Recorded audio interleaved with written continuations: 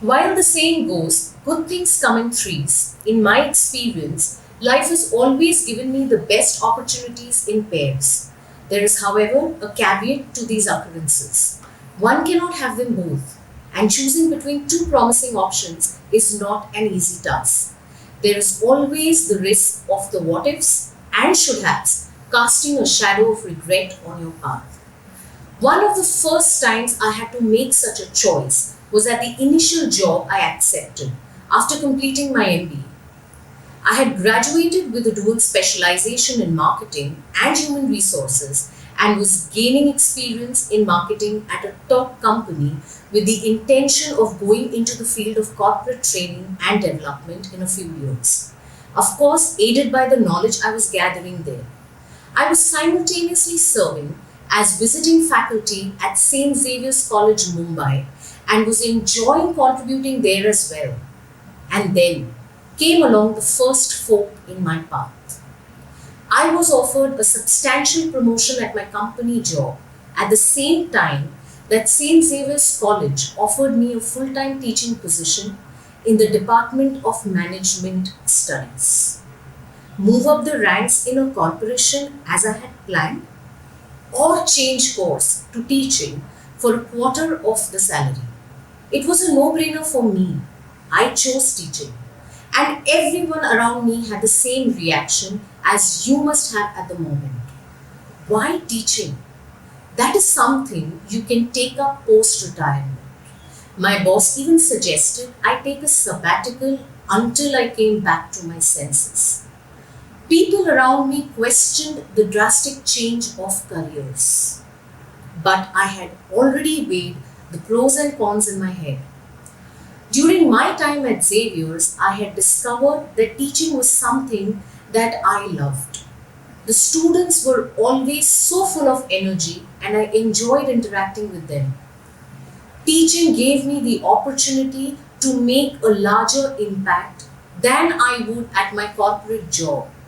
It also gave me a sense of fulfillment that a bigger paycheck simply couldn't. It was a daunting prospect to leave the path I had been working towards since my college days, to move to teaching. But I considered what would truly make me happy and dove into teaching despite the world telling me to do the opposite. I was enjoying myself at my new job and things were going great. Diverging from the plans I had earlier didn't mean I was giving up on them. I dipped into training and development by taking up consultancy alongside my teaching career. This led me to opportunities like working with the Maharashtra State Electricity Transmission Company on big projects, such as training all their engineers in corporate communication skills. Projects like these were indeed challenging and enriching, and all the more engaging to me because of it. At Xavier's too, I was doing good. I became the head of my department, and right when I thought I was in a good space and feeling very comfortable, life presented me with another pair of compelling opportunities. The first was an offer of additional responsibility for a department that was very close to my heart and one that I had my eye on for quite some time. Unlike my position in BMS, which is a self-financed course, this would be a government job, and as we all know, that comes with substantial perks like a raise in my paycheck and pension and a respectable title. The second opportunity was the chance to experience living abroad and be exposed to and challenged by an entirely new and unfamiliar environment, as my husband had just gotten transferred to London, but for 2 years. I wasn't sure if I would be able to work there, as it would just be me, my husband, and our 3-year-old daughter, with no extended family to look after her if I wasn't home. Again, to those around me, the choice was obvious. A stable and prestigious job was knocking at my door. Why would I give it up for a limited time abroad? I could always visit my husband during vacations if I wanted to see what London was like. This is what I was met with when I told others of my decision to decline the job offer and resign. However, I was clear that I wanted to enrich myself with newer experiences that would help me grow. Visiting the UK as a tourist would give me a very rose tinted view of the place and not the true picture of what it is like to live there.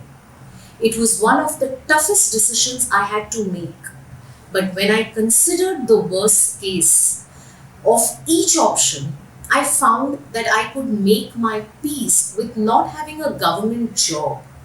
However, not going to London would have left me pondering what could have been. And that was not something I wanted for myself. So, despite many people advising me against quitting, I was resolute. I knew that for me, designations and salaries are not as important as self growth. Uncertain of what lay ahead of me if I moved, I still decided I had to take the chance. At first, I didn't think I would apply for a job while there. I didn't know what life would be like or how my daughter would adjust, and daycare was very expensive.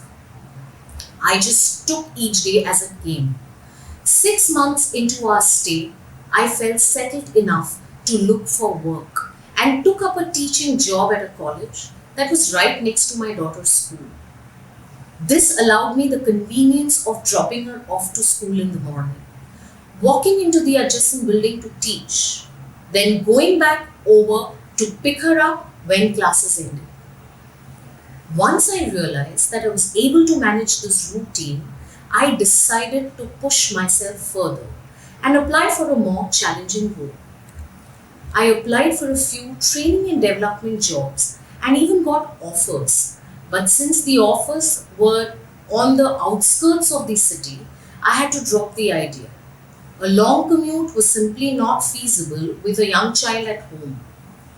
I then applied to different colleges for a teaching job and finally bagged a position as an adjunct faculty at the London School of Business and Finance. When it was time for me to come back, I was lovingly invited back by Xavier's. But as I had resigned to go to London, I had lost my seniority and hence obviously my position as HOD, Head of Department. The dilemma I then faced was whether after gaining the invaluable experience of teaching at London School of Business and Finance, should I go back to Xavier's or explore another college? I chose to come back to Xavier's. Why? Because I believe that its amazing culture and the sincerity with which it makes a difference in each student's life is not easy to find elsewhere. To me, these qualities are very important. The question that was then at the tip of everyone's tongue was, how would I feel working in a department that I once headed? And my response was that it didn't bother me at all. I had already considered this scenario when I made the decision to resign, and being head of department was never my yardstick to measure my success. I do value material outcomes, but not over my personal growth. So I didn't sulk about the change in position when I came back. Instead, I made the most of the opportunity and enrolled myself in a PhD course. This was something I always had on my bucket list, and now I had finally the time to pursue it.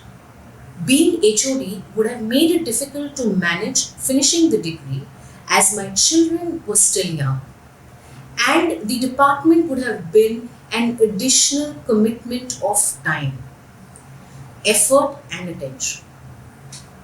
The process of researching and writing my thesis was an enthralling experience and an opportunity to grow as a teacher. I am always happy that I took that. Perhaps a lot of you may be wondering how I was able to be so decisive whenever I was at a crossroads. My decisions are influenced by what I value. I always choose the alternative that makes me feel fulfilled, helps me grow, and makes me happy, as these are values that are important to me. When I switched careers, my main focus was the impact I created on students. But I realized that teaching makes me happy only after I started working in my corporate job. From this, I learned that no matter what career path you choose initially, it need not be the path you walk on forever.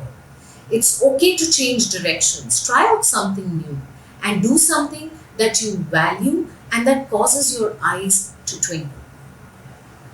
I have been fortunate to have been brought up in a family where I have had the freedom to make my own choices without being influenced by external factors. Log kya kahenge was not something I had to worry about. Thus, I grew up never judging myself on the basis of other people's criteria on how I should feel.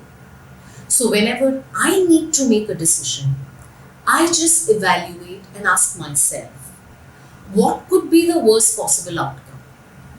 Will I be able to handle it? And would I regret not having done it? I truly feel that there is no right or wrong decision, but rather what you do with that decision that makes it right or wrong. Thank you so much.